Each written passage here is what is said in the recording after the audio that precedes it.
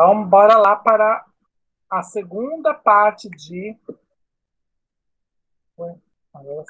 práticas pedagógicas, né? Gestão da sala de aula. Então, hoje nós vamos ver a garantia das condições de aprendizagem para os alunos, né? Então, vamos compreender os processos que envolvem a interação na sala de aula como sendo uma estratégia para o agrupamento dos alunos. Então, a gente vai ver os processos de interação como estratégia, né? Então, só lembrando que esqueci o nome. Como é que é o nome? Na aula passada, nós falamos dos níveis de planejamento e como implicam na gestão da sala de aula, feita pelo professor, o planejamento didático, os elementos como garantia de qualidade de aprendizagem dos alunos e a sequência didática. Então, bora lá. Então, a gente vai destacar hoje o trabalho metodológico e as escolhas do professor para a elaboração do plano de aula. As escolhas que devem objetivar as condições para a realização da aula planejada, a forma de organização e os agrupamentos dos alunos nas atividades e como elas implicam na qualidade das aprendizagens. Tá?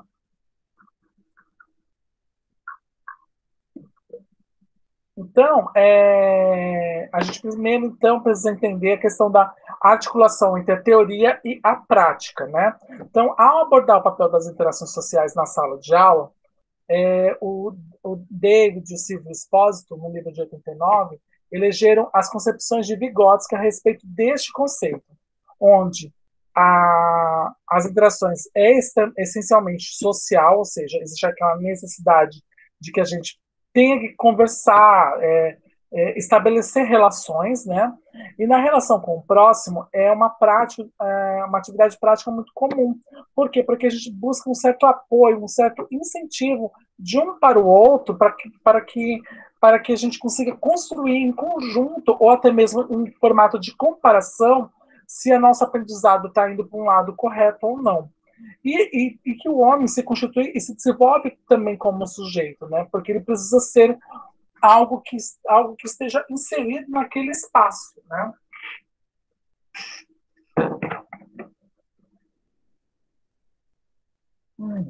Cadê? Vamos lá. Então, o homem não está mais condicionado somente às experiências pessoais. Pelo contrário, né?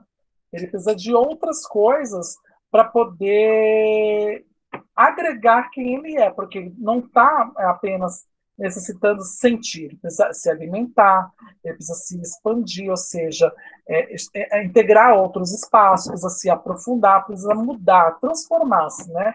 E tudo isso é um processo que é feito através do contato entre outras com outras pessoas, através especialmente de comparações. Então, ao se apropriar do legado das gerações precedentes, por meio da linguagem, ele faz isso através das relações sociais que são estabelecidas essencialmente, por exemplo, na sala de aula. Então, nessa direção, destaca que a constituição do sujeito na apropriação do legado das gerações precedentes, né, ou seja, que vem antes, ele está condicionado ao desenvolvimento e ao funcionamento biológico, mas também à qualidade das trocas que se estabelece entre os homens, a qual faz parte do processo educativo. Justamente daquilo que eu havia falado. Então, quando a gente vai estabelecer um relacionamento em sala de aula, né, ela é algo social, por quê? Porque a gente precisa fazer essas comparações para validar sentimentos, ou validar sensações, validar a objetificação daquilo que você está aprendendo. Então, para os estudiosos dessa concepção, a educação e o ensino, na medida que os alunos interagem com os adultos ou com seus pares mais experientes, eles precedem um amadurecimento biológico que nos leva a compreender a necessidade de valorizar as situações de sala de aula como momentos importantes para o aprendizado e desenvolvimento do aluno. Por isso que a gente fala hoje que a criança, ela de fato sente falta da sala de aula, mas ela não é para estar na sala de aula porque os pais precisam trabalhar, né? Ela precisa estar na sala de aula porque ela precisa dessa comparação com os seus colegas, com seus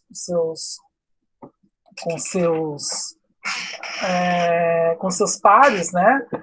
daquilo que ela está aprendendo, porque essa comparação ela vai servir como motriz para ela aceitar, agregar ou não aquilo que ela está aprendendo, né?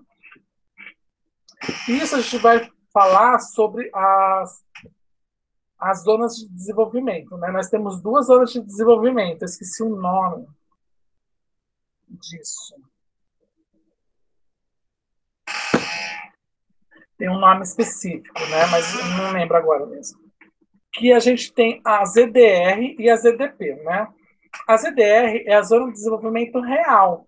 O que é a Zona de Desenvolvimento Real? É aquilo que o aluno realiza nas atividades sozinho, ou seja, sem apoio, sem ajuda, ou seja, aquilo que ele consegue de fato realizar porque ele compreendeu algo. Então ele realmente ele desenvolveu de modo real, como o nome diz, né? Ele já atingiu aquela maturidade que era necessária.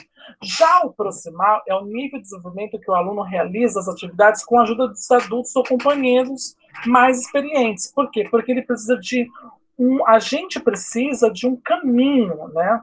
Um caminho para poder ou trilhar ou fazer comparação. Então, o ensino voltado para o trabalho da ZDP, que é a Zona de Desenvolvimento Proximal, ele atende aos estudos das funções psicológicas realizados lá por Vygotsky, quando o eixo, a partir de seus postulados, afirma que o bom estudo é aquele que se antecipa ao desenvolvimento, ou seja, aquele que atua na ZDP.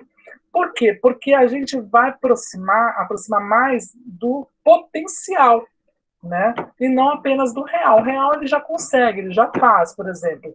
Quando ele toma banho sozinho, ele já consegue fazer isso. Não há mais o que aprender, ele já aprendeu das técnicas, agora ele vai só aperfeiçoando aquilo que ele já detém de conhecimento. Já o potencial, não. O potencial é quando ele está aprendendo a fazer, ele está olhando, observando, preciso fazer desse formato. É nesse jeito que eu preciso tomar banho. Então, é quando ele faz essas comparações para que ele consiga realizar isso de modo real. Ah, então sempre tem que ficar no potencial? Não, claro que não. Mas na parte de desenvolvimento, ele é muito melhor quando você consegue se antecipar. É quando ele vai ver e vai tentar reproduzir aquilo que você faz, né? Então, quando a gente vai ensinar algo para uma criança, né, ela sempre vai chegar lá numa ZDR, daquilo que ela já sabe. E quando você vai introduzir algo novo, aquilo lá automaticamente vira uma ZDP, que é a proximal. Por quê? Porque ele vai tentar modelar aquilo que ele sabe através daquele exemplo, daquele formato, para atingir uma nova ZDR, já com a inserção daquilo que ele já tinha. Então, houve alteração de status quo, que eu tanto falo, né? Então, esse status quo é aquela ZDR que ele sofre uma alteração e ele se torna uma nova ZDR, com mais informações ainda. É como se eu pegasse um diário que está lá com uma folha em branco, aliás, com uma folha escrita, e cada dia fosse colocando outras histórias, né? Então, se eu for pegar o diário com uma folha com que eu escrevi, né, com o meu primeiro pensamento, tá, ali já tem algo, né? Se eu for relatar aquilo que eu vivi é o modelo daquilo que eu vou tentar reproduzir para deixar naquele diário. Então, essa experiência é a ZDP. Né? E quando eu passo lá para o diário essas minhas experiências, já se torna de novo uma ZDR, porque houve uma alteração daquilo que estava antes. Entenderam, meninas?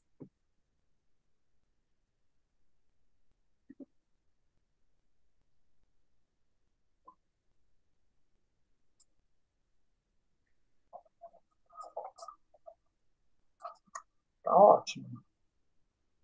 Então, só para poder compreender. É porque não tem. Ah, tem. Cadê? Tava aqui. Deixa eu pegar aqui uma folha em branco. Ok. Vamos imaginar que aqui é um bloco de anotações, né? Aqui é anotações. Mas digamos que é tudo um bloco de anotações. Quando eu vou colocar algo aqui, coloco a primeira linha. É que eu não tenho, acho que nenhuma. Nenhuma. É que eu tenho aqui não posso mostrar porque traz minhas informações pessoais. Mas digamos que eu coloquei lá uma coisa escrita aqui. Certo? Então, ali, quando eu coloquei, finalizei isso aqui, ela se tornou automaticamente uma ZDR, porque eu coloquei ali uma informação. tá? Deixa eu pegar uma mais cheinha, com bastante coisa. Aí, de repente, eu comecei a escrever várias coisas, tomei gosto pela coisa. Aí, essas informações se transformam nisso aqui, ó, com mais coisas, né? Por que coloquei isso aqui? O desenvolvimento disso é uma ZDP, é o potencial, né? E assim que eu termino de escrever, ela se torna de novo uma ZDR, porque ela terminou aqui. É aquilo que eu acumulei. Então, outro processo, outro importante conceito para o ensino, refere-se à interiorização, ou seja, a transformação de um evento interpessoal, ou seja, que é inicialmente manifestado no nível externo para o nível intrapessoal, ou seja, a manifestação deste evento na forma de reconstrução interna. Então, é quando eu vejo uma criança, tem duas crianças, uma criança vai lá e coloca o dedinho na tomada. Essa aí toma um choque. Né? A outra criança vê, tá vendo tudo, só não fala nada, até não sabe. Ela também, por ela, colocar o dedinho lá. A outra criança tomou um choque, certo? O que ela entende isso? Não posso colocar um dedo ali porque eu vou tomar um choque. Então, isso é quando eu pego uma informação que é externa e interiorizo ela para ficar no nível intrapessoal. Eu não sentia aquela sensação, mas eu aprendi que aquilo ali não é bom.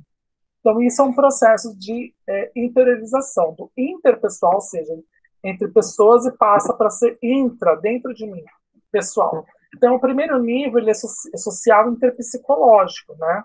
Ou seja, ele é algo que é compartilhado com outras pessoas. Já o segundo nível, que é quando se transforma em intrapessoal, ele é individual e intrapsicológico, ou seja, ele é meu. Eu construo aquele conhecimento que, eu não vou poder dali que dá choque, né? Por exemplo, eu nunca me cortei. Nunca me cortei com uma faca. Peguei, cortei a faca. Não, já me cortei com faca, mas eu nunca falei, cortei a faca.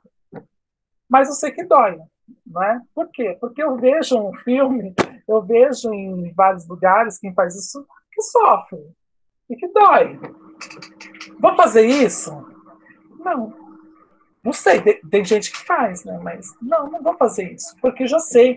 Eu estou vendo por uma outra experiência que dói. E não é legal, sai muito sangue, suja, é horrível. Então eu não preciso repetir isso, o mesmo experimento para poder ter esse processo de interiorização. É quando eu vejo alguém fazendo algo, vejo como é que foi a experiência dela e acabo construindo aquela experiência para dentro de mim. Mas o mais importante de tudo é eu ver o exemplo, né? Então isso consegue se aplicar também em outros campos do nosso aprendizado.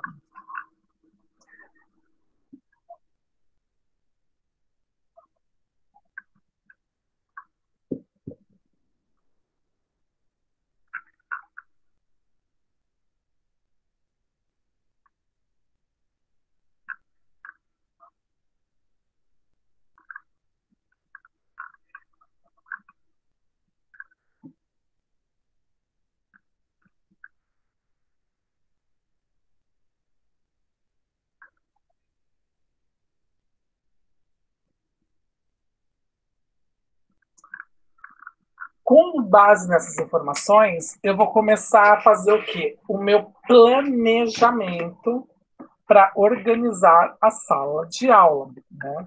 Por quê? Eu vou chegar e vou organizar na hora? Assim, vou fazer isso, vou organizar? Não.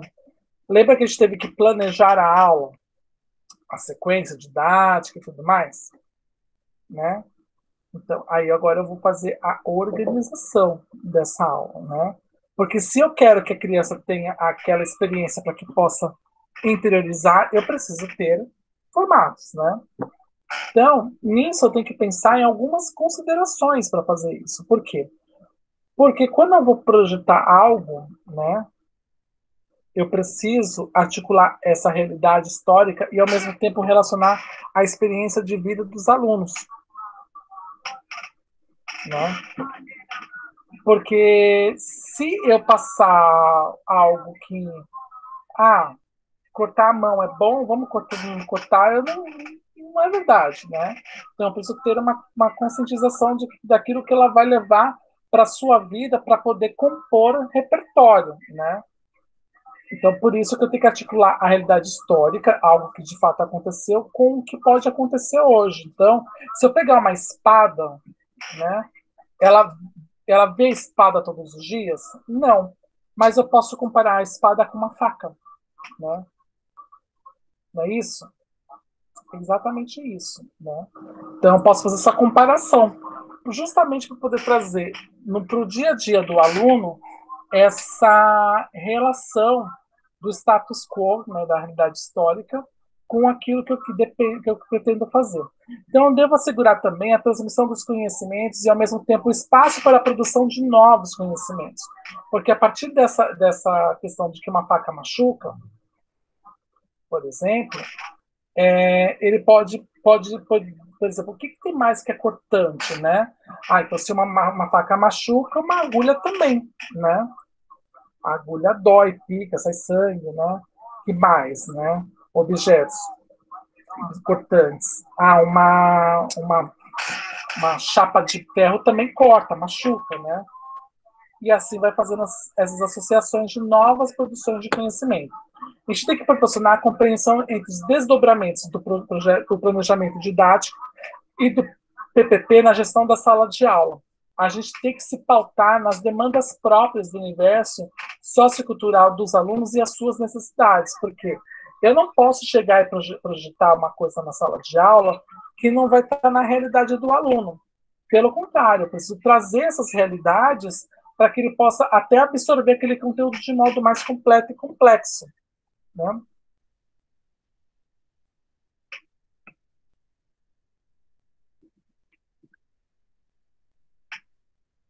Então, para isso, eu tenho que definir os objetivos da aprendizagem, né? Eu tenho que ter uma previsão dos conteúdos úteis para a compreensão crítica da realidade. Eu tenho que ter uma seleção dos procedimentos metodológicos e estabelecer os critérios de procedimentos de avaliação. E veja que eu falo avaliação, não é teste, não é prova, é uma o exame, é uma avaliação, porque eu preciso avaliar o que foi compreendido. Né? Eu não quero punir o aluno com uma compreensão.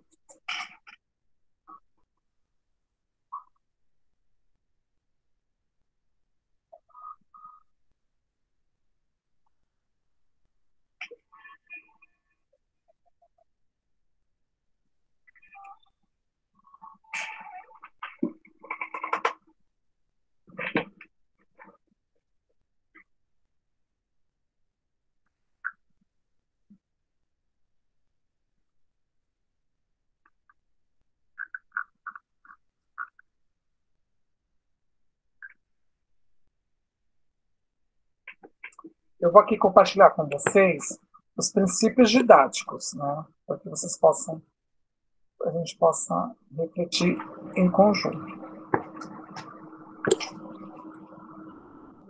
Ok, uma tela inteira, que é esta tela. Bom, aqui a gente vai ver os princípios didáticos, né? Que a gente precisa para poder realizar esse planejamento, essa organização de conteúdos, da seleção de conteúdos a serem trabalhados na sala de aula. Então, a primeira coisa, a gente tem que pensar que é a valorização dos conhecimentos prévios para poder realizar os itens que estão abaixo, né, que é a problematização, a reflexão, a interação e sistematização dos saberes e o uso das atividades diversificadas e desafiadoras. Porque se eu não conhecer, não souber o que o meu aluno sabe, né, previamente, e como é que eu vou projetar algo potencial, né?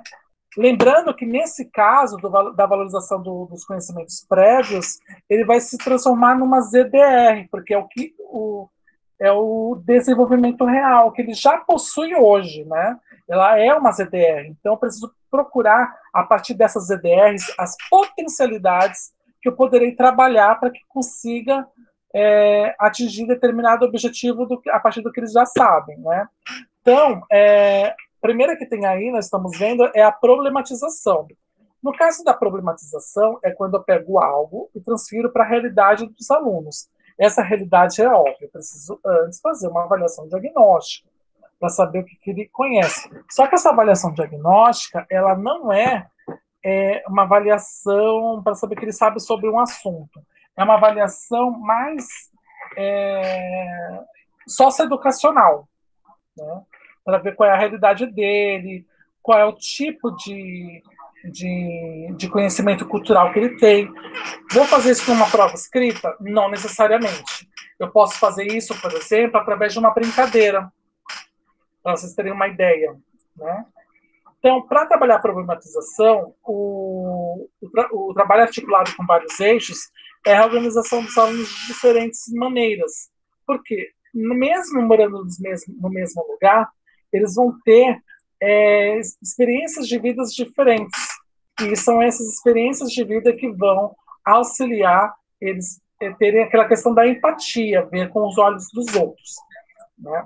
Reflexão. A reflexão, ela geralmente acontece muito através da individualidade, né? Por quê? Porque a reflexão, ele parte muito do capital cultural que o aluno tem para o externo, né? E a reflexão, ela tem que conseguir um objetivo, ou os objetivos para qual elas foram propostas, né? Ah, mas a reflexão então só faço sozinho, o aluno? Não, ele não vai fazer sozinho só. Mas ele pode achar um conceito, e esse conceito sempre vai estar certo, porque ele vai sempre refletir o que ele já tem, né? E a partir disso ele pode fazer comparações, né? Ele pode fazer as comparações. A interação e a sistematização dos saberes é quando o aluno é o centro, ou seja, o sujeito do seu próprio processo de aprender. Por quê? Porque ele vai interagir com o conteúdo, ele vai organizar a partir da que ele está vendo, a partir da realidade dele. Então, ele vai desconstruir aquele conceito para reconstruir a partir da visão dele. E, por último, o uso das atividades diversificadas e desafiadoras, né? Ela é diferente da problematização, né? A problematização, eu tenho um problema para ser resolvido.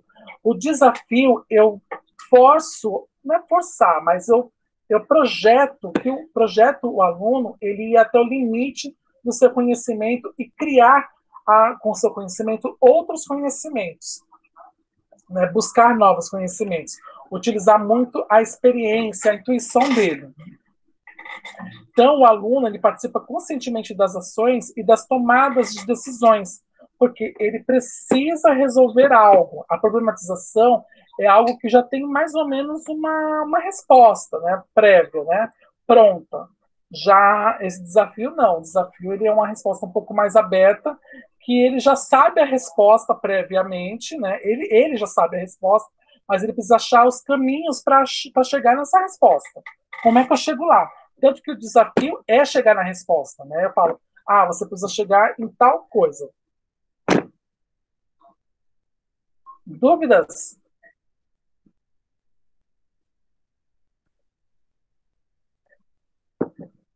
Só para ficar bem claro. A problematização, o aluno não sabe a resposta, ele vai achar a resposta. No uso das atividades diversificadas e desafiadoras, ele já sabe a resposta. Ele precisa aprender o caminho. Tá? Essa é uma diferença de um para o outro. Por isso que ela é muito parecida, o conceito, tá?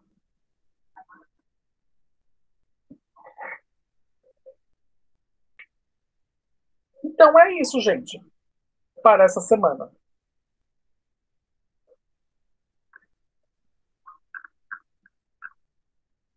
Tá bom? Quem não fez a prova de didática, não esqueça, faça. Até as 23h59 para terminar. Uma outra coisa, não esqueça, semana que vem são as provas de segunda chamada. Tem a aula de terceira parte da aula de práticas pedagógicas, gestão de sala de aula, tá bom? Começa às 7h15, tá? Não 7h05. Eu comecei hoje porque eu não sabia 7h05, porque eu não sabia se eu tinha falado que era 7h15. Então, por isso. Mas é 7h15. Nas próximas 2 semanas é 7h15, tá bom? E é isso. Boa semana, até semana que vem.